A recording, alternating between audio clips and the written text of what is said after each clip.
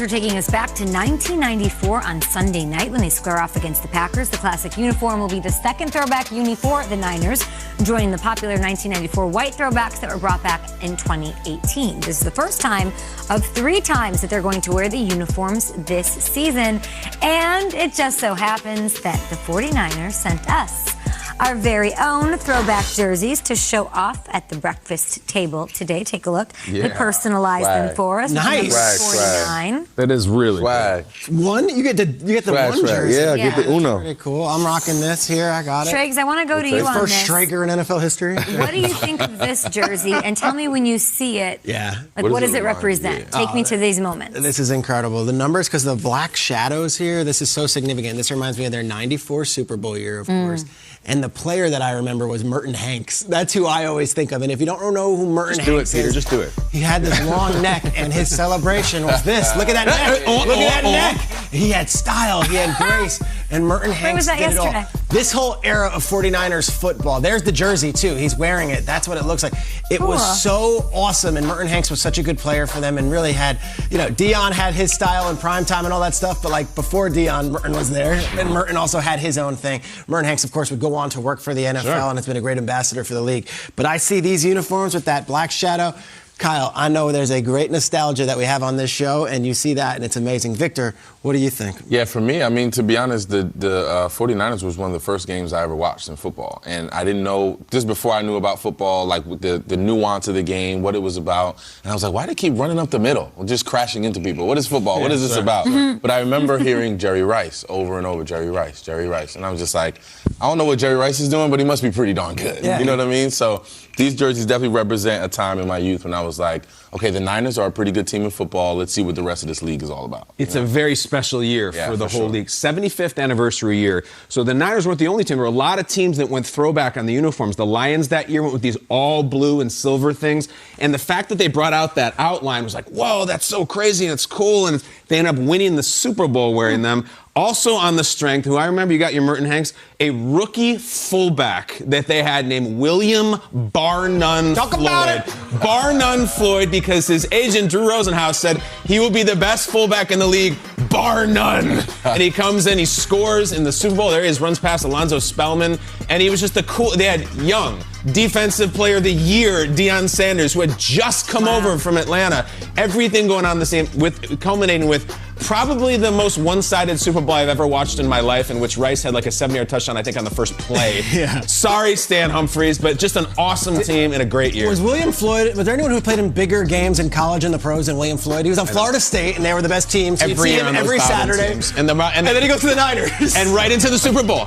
Best fullback, bar none. So these are the big, there's those names, there's the bigger names on this team. I'm with you, Victor. We're the same age. The guys in the locker room that are going to be rocking these against the Packers on Sunday night are a lot younger. But what does it mean when you have like a uniform that does have nostalgia that they're obviously going to present to them in some way? Does it juice you up a little more, give you something a little extra to change up the finesse a little bit? It does. There's definitely a feeling there. There's definitely an energy there, especially like some of those throwback guys are going to be in attendance. Those guys might be there watching the game. So it's always fun. But the biggest thing for us was just the swag. Like, we're out there in some new threads. I remember when the Giants would wear all white, our color rush uniform was like, we're out here in all white. Like, you have no choice but to be.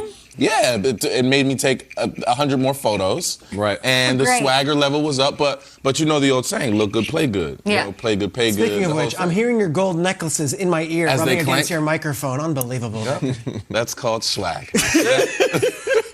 Speaking of swag, let's bring in Will Silva, our biggest 49ers fan. I'm going to send you mine. It's a woman's cut Adams jersey, but I'll send it right to you, Will Silva, and we can share it and keep sending it back and forth between New York and LA. Take it away.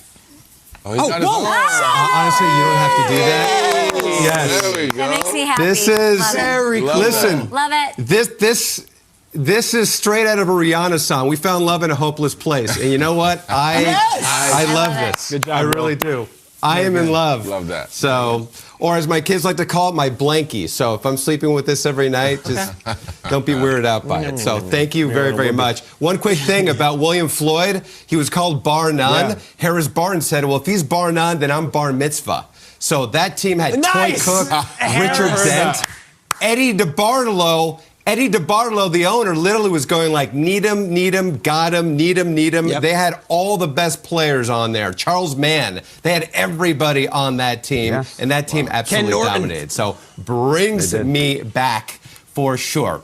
All right, now to get to some news here. Speaking of the 49ers, are taking on the Packers on Sunday night. Of course, Aaron Rodgers was the subject of countless trade rumors. One of those rumored destinations was San Francisco, where reportedly Kyle Shanahan and John Lynch even reached out to the Packers. Well, Packers head coach Matt LaFleur, of course, he is friends with the Shan Man, and he said to Shanny, hey, shoot your shot. Why not? He doesn't hold any grudges.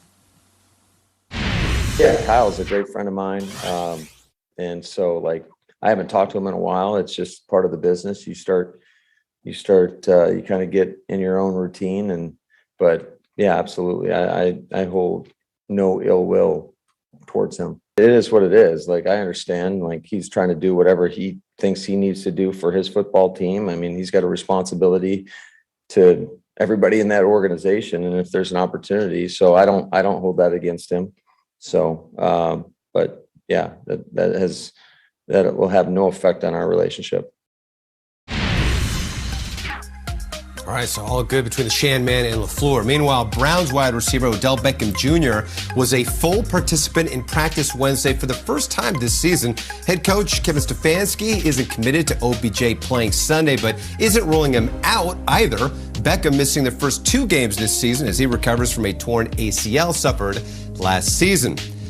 And Rob Gronkowski making headlines Monday night when he joined Peyton and Eli Manning during the Monday night game and said he doesn't watch game film, instead just asking Tom Brady what to do. Well, Gronk spoke to reporters Wednesday and said yes, he was just joking around with the Mannings. He actually does watch a lot of film. They always get me joking around. You know, they always get me in that type of silly atmosphere, and that's what happened. But, you know, Coach threatened me now that I don't get my vet day anymore because I don't watch film. So trust me, I watch so much film that, you know, my girlfriend gets mad at me. She freaking throws